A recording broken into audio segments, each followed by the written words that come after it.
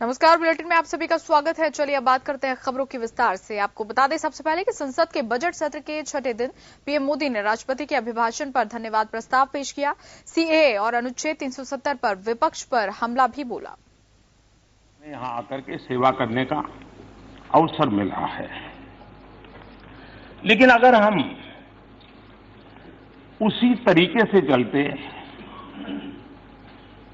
जिस तरीके से आप लोग चलते थे, उसी रास्ते से चलते जिस रास्ते की आपको आदत हो गई थी, तो शायद 70 साल के बाद भी इस देश में से आर्टिकल 370 नहीं है।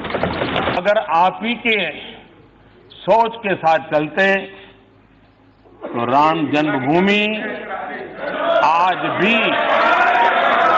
विवादों में रहती।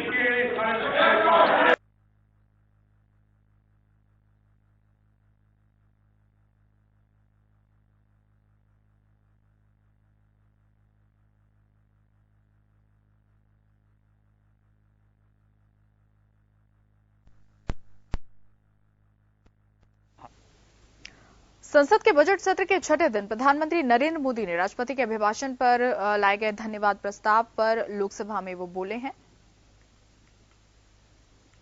इस दौरान प्रधानमंत्री ने राष्ट्रपति के अभिभाषण पर प्रकाश डाला और कहा कि राष्ट्रपति ने एक नए भारत के लिए दृष्टिकोण पर अपने अभिभाषण पर प्रकाश डाला। साथ ही उन्होंने नए भारत, श्रेष्ठ भारत के सपने के साथ ही विरोधियों को भी निशाने पर लिया। प्रधानमंत्री ने कहा कि हम सदी के तीसरे दशक में प्रवेश कर रहे हैं। इस दौरान पीएम मोदी ने अनुच्छेद 370 को लेकर विरोधियों को निशाने पर लिया। उन्होंने कहा कि हम भी आप लोगों के रास्ते पर चलते तो शायद 70 साल के बाद भी इस देश से अनुच्छेद 370 नहीं हटता। आपके तौर तरीके से चलते तो मुस्लिम महिलाओं को 3 तलाक की तलवार आज भी डराती। प्रधानमंत्री ने कहा कि सालों से पूर्वोत्तर क्षेत्र की उपेक्षा करने का एक कारण बन गई है, लेकिन अब हालात बदल गए हैं।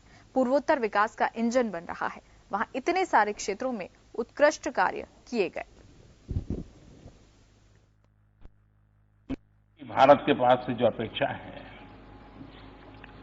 हम अगर चुनौतियों को चुनौती नहीं देंगे, अगर हम हिम्मत नहीं दिखाते। जन टीवी की लेटेस्ट अपडेट पाने के लिए हमारे चैनल को जरूर सब्सक्राइब करें और नोटिफिकेशन पाने के लिए बेल आइकॉन दबाएं।